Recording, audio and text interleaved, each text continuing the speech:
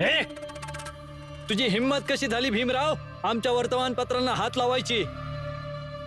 तुमच्या लोकांनी अट दिली आहे मला. हा आम्हीच ठेवली होती ती शर्त. कोणती अट? हेच की मी माझ्या जखमी हातांनी हा बंडलचा गठ्ठा बाहेर उचलून ठेवला तर हे मला कामात मदत करतील. हा बरोबर, पण तुमच्या मर्जीशिवाय थोडीच करतील. म्हणजे मग अटीचं काय झालं? आम्ही अजूनही तयार आहोत. आमची काहीच तक्रार नाही, पण साहेब जे सांगतील तेच आम्ही करणार. काय काय? तुम्ही जाऊन दोघं काम करा आणि तू सुद्धा तुझं काम कर. पण सर,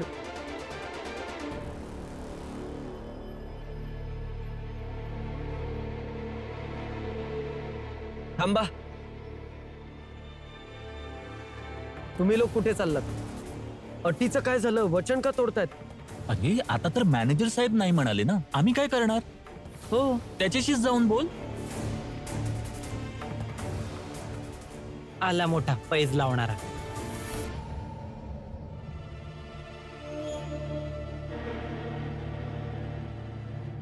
ठाण्यात नाही पोहोचवणार. ज्या वेळेला तुम्हा सगळ्यांची शिक्षा वेगळी असेल. आता इथून तुम्ही सगळे चाळीत जा आणि रोज सकाळी आणि संध्याकाळी मला चाळीतून येताना जाताना बघा. हीच शिक्षा असेल तुम्हा सगळ्यांची. पण दरवेळेला त्या भीमकडून हरतो, पण यावेळी त्याने आपल्या सगळ्यांना अपमानित केले. आपल्याला शिक्षा न देता सोडून देऊ. अरे याच्यापेक्षा मोठी शिक्षा आपल्यासाठी काय असेल? खूप कसं तरी होतंय, वाईट वाटतंय. सावतास पोलीस ठाण्यात जाऊन आपला गुन्हा मान्य करायचा का? अरे कमीत कमी त्या भीमरावच्या समोर छाती ठोकपणे उभे तरी राहू शकू. अरे येडे झाले का तुम्ही सगळे? अरे भीमाला तर हेच पाहिजे की जनार्दन सारखं लाजेनं आपण समजे इथं मरायचं किंवा जोखू सारखं पोलीस स्टेशनात जायचं, म्हणजे आपल्याला सजा पण मिळेल आणि तो भीमराव फिरून फिरून उड्या मारून मारून समद्यांना सांगेल आणि आमच्यावर मेहरबानी करेल की आमचं नाव ठाण्यात नाही सांगितलं. आपण कुठं नाही जायचं. आणि ऐका, या घटनेला इथं सापून टाकायचं आणि भीम समोर आल्यावर आपण नजर नाही चुकवायची. काय मनोहर, बरोबर बोलतं का नाही? मला तर वाटतं हितेश भाऊ बरोबर बोलतायत. आपण असंच करूया. चला. जोखू, तुम्ही समजे इथं बसून का भीम भीम करत आहात? तू इथं कशी आली? अरे म्या तर कपडे घेऊन जाते इस्त्री करण्यासाठी, पण तुम्ही समजे सकाळपासून चाळीत दिसले नाहीत आणि चाळीच्या बाहेर बसून पण भीम भीम करत आहात. काय झालं काय? अरे ते काय नाही. आम्ही म्हटलं जरा सकाळचा आज नाश्ता बाहेर करूयात म्हणून, तर म्हणून इकडे आलो आम्ही. बाकी काही गोष्ट नाही. काही गोष्ट नाही. तू जा, आम्ही येतो मागणं. जातो. ठीक आहे, लवकर ये. या भीमरावानं अपमान करून लाजेनं खाली मान घालायला लावली. आपण बदला तर घ्यायचाच आणि त्या भीमरावाला सुद्धा लाजेनं खाली मान घालायला लावायची. नक्कीच हितेश भाऊ, आम्ही शपथ घेतो त्या भीमचा बदला तर नक्कीच घेणार. हे काय आहे मॅनेजर साहेब? असं का करताय तुम्ही? त्यांनी माझ्यासोबत शर्यत लावली, मी ती शर्यत जिंकलो, ते हरले आणि त्यानंतर त्यांनी पळ काढला. आणि जेव्हा त्यांनी पळ काढला तेव्हा तुम्ही हसत होता. आणि मुद्दा केवळ शर्यत हारून पळण्याचा नाहीच आहे. बरोबर आहे. गोष्ट नाकारण्याची नाहीये, गोष्ट आहे तुझा विश्वास मुळापासून तोडून टाकण्याची. ज्यात तुला वाटतं की तू जिंकलास तर सगळं सोपं होऊन जाईल. भीमराव, तू या लढाईला हार आणि जीत समजतोस, पण असं नाहीये. तू जिंकलास तरीही तुला काही मिळणार नाहीये. आमच्या अटी मान्य करून तू आमच्यासारखं होऊ शकत नाहीस. पण काय मिळेल तुम्हाला हे सगळं करून? तुम्हाला हे का समजत नाहीये की हे सगळं केल्याने तुमच्या जातीचं महत्व समाजात घटेल? बाहेर जेव्हा लोकांना हे कळेल की जे वरच्या जातीतले लोक आहेत ते सगळेजण स्वतः शर्यत लावतात आणि हरायला लागले की पळ काढतात, तर समाजामध्ये तुमचं एकंदरीत काय महत्व राहील? जा जा आणि ओरडून ओरडून सांग. ज्यांना सांगशील ते हेच म्हणतील की लोकांसमोर आम्हाला आदर्श वागण्याची गरज नाहीये आणि ना निभावण्याची. आम्ही लोक जसे राहू, ज्या परिस्थितीत राहू, आम्ही तुमच्यापेक्षा श्रेष्ठ आहोत, उच्च आहोत आणि नेहमीच राहू. म्हणून आता हा नाच सोड आणि जाऊन आपल्या जखमेवर मलमपट्टी कर, नाहीतर मग नोकरी सोडून निघून जा. कारण इथे तुला असे बरेच त्रास होतील ज्याची जखम खूप खोल असेल आणि तुझ्या बोलण्याचा फरक कोणावरही पडणार नाहीये. आणि तुझ्या ह्या त्यागाने कुणाचंही मनपरिवर्तन होणार नाहीये. नाही, मी कुठेही जाणार नाही. मी इथेच राहणार, ह्या ऑफिसमध्येच काम करत राहणार. पण फरक पडेल. तुम्ही फक्त बघत राहा. तुमच्यासारखे स्वतःला श्रेष्ठ समजणारे लोक, त्या लोकांना नेहमी वाटतं की त्या लोकांनी बनवलेला अहंकाराचा महाल तो कधीच पडू नाही शकत. पण संघर्षाच्या तुफानामध्ये सर्व काही उद्ध्वस्त होऊन जातं सर. तुम्ही लोक शर्यत हारूनही मानत नाहीत ना, पण तरीही शर्यत लावा माझ्यासोबत. बदलेल सगळंच. सगळं नक्की बदलेल, बाहेरही आणि ह्या ऑफिसमध्येही. दे लिहून. बदललं तर मी नोकरी सोडून देईन. तुमच्या आधी बऱ्याच लोकांना लिहून दिलंय मी, पण ते सर्वजण हरले. मी नाही हरणार आहे. तुम्ही हरणार सर. मग लिहून दे. तर जर तुला स्वतःवर इतका विश्वास आहे तर मग हे घे, लिहून दे.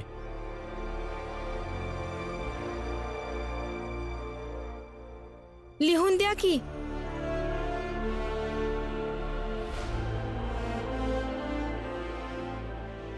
लिहून द्या ना तुम्ही. कसला विचार करताय तुम्ही? पण हे हाताला काय झालं? काही नाही. काही नाही काय म्हणताय? हाताला लागलंय तुमच्या? हो, पण एवढं काही नाहीये. ठीक आहे. हे सगळी काळजी वगैरे करण्याची नाटकं ना तुम्ही नंतर करा. आता जो विषय चाललाय तो चालू दे. सांगा भीमराव, लिहायची हिंमत नाहीये की भीती वाटते? द्या लिहून. तुम्हाला नाही समजणार. हे लिहायला यासाठी नकार नाही देत आहेत का त्यांच्यात विश्वास नाहीये. ते यासाठी नकार देत आहेत ज्याने तुम्हाला यांच्यात माज न दिसावा. तुम्ही मॅनेजर आहात यांचे, यांना तुम्हाला असा कमी दर्जा द्यायचा नाहीये. तुमचा मान ठेवून यांनी पेन नाही उचलला, पण जर काही एकदा पेन उचलला तर हरूच शकत नाहीत. मग आदर सोडून लिहा भीमराव. मी तुझा लिहिलेला कागद एकदम सांभाळून ठेवेन. आता उचला पेपर आणि लिहून द्या त्यांना.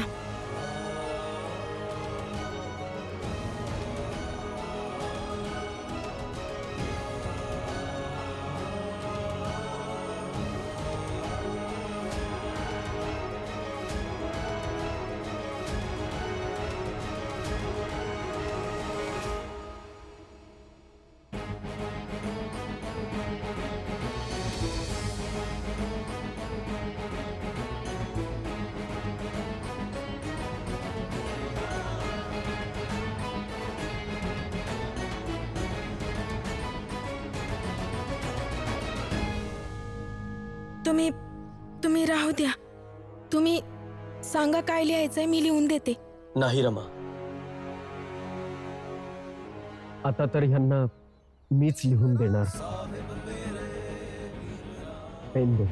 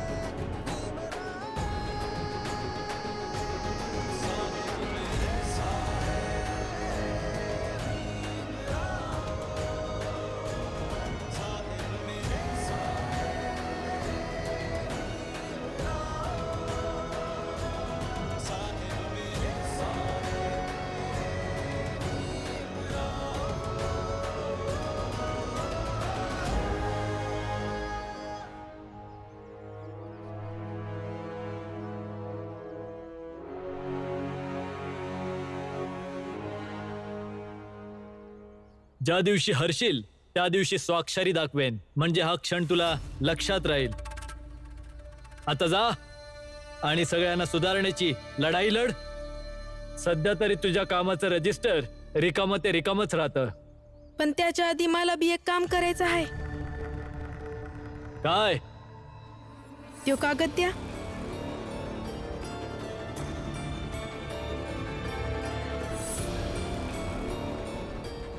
काय करतेस तू?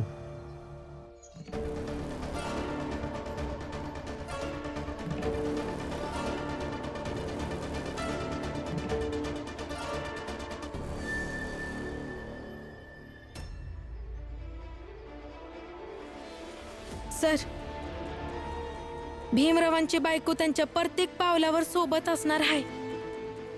म्हणजे जर का आम्ही हारलोच तर आम्ही दोघं एकदम हारू. पण जर का जिंकलो तर यांचा संकल्प आणि माझा विश्वास दोन्ही बी जिंकणार.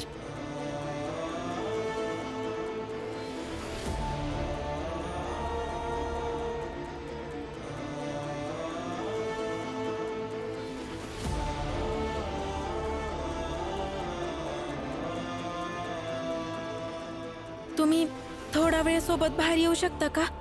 तुझ्या या नाटकी बायकोला सांगून ठेव, सारखं सारखं या कार्यालयात यायची गरज नाही. जा.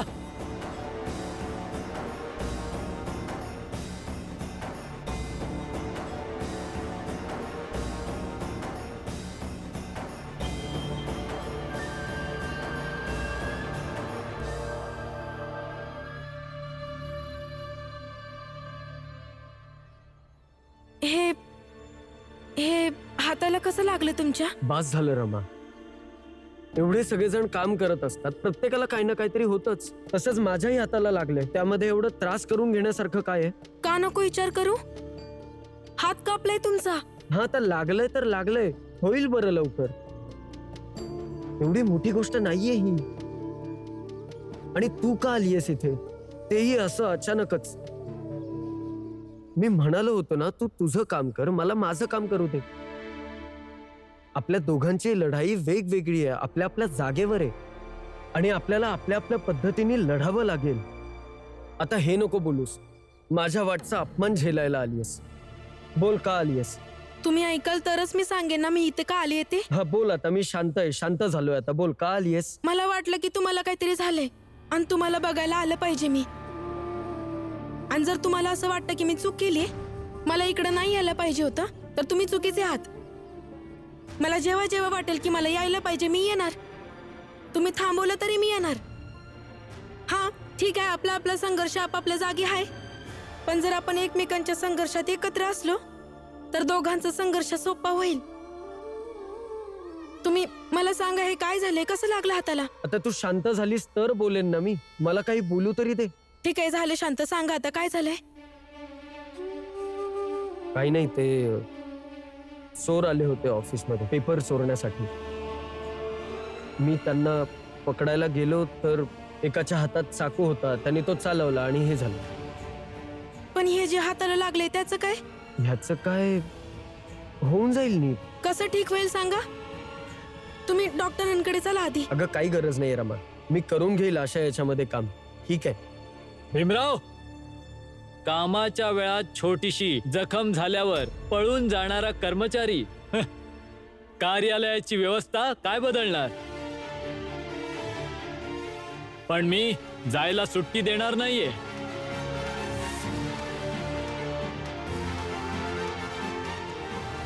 बरं, असं कोणतं काम करायला लावता यांना?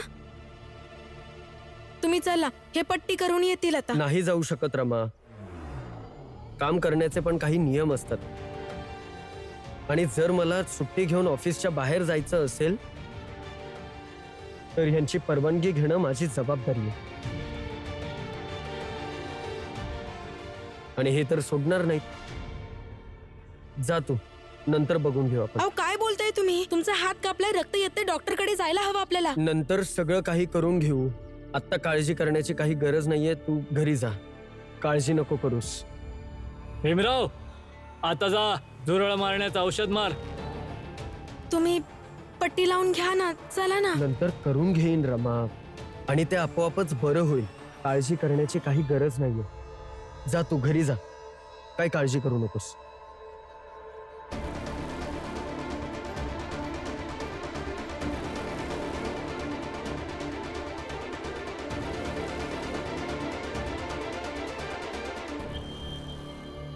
आज हातावर जखम झाली आहे ना, त्याच प्रकारे तुझा स्वाभिमानही जखमी होईल भीमराव.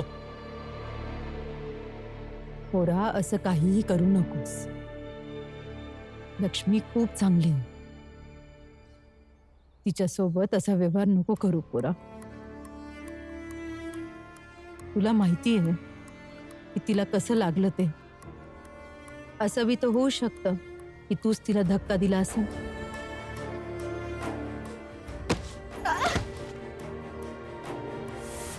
आयुष्यात नाती प्रत्येक वेळेस एकसारखी नसतात.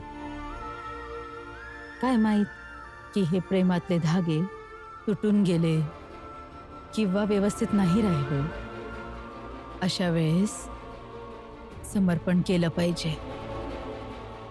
समजून घ्यायला पाहिजे की सगळी चुकी आपली आहे. चुकी मानून घेण्याने कधी खूप सारी नाती व्यवस्थित होऊन जातात.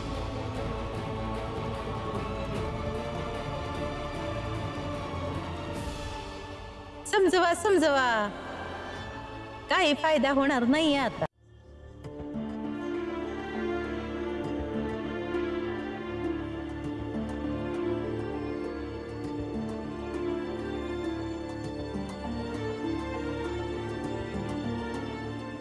बघ, लक्ष्मी कपडे धुवून आली है.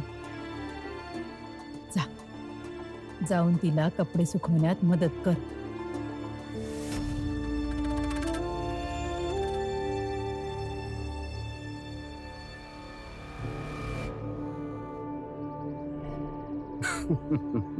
हा भीमराव पंडा एक नंबरचा मूर्ख माणूस आहे.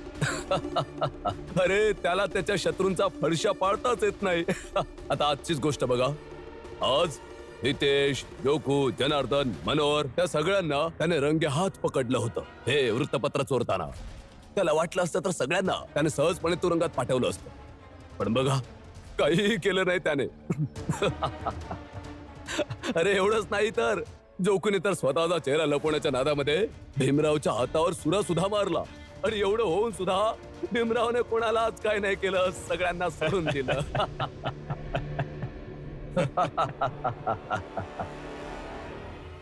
म्हणजे पूर्ण खेळ हा आहे. बोला, म्हणाल ना मूर्ख त्याला. अहो बाबा, एक नंबरचा मूर्ख आहे तो भीमराव. हा बाबा, पूर्ण वेडा आहे तो. अगदी बरोबर.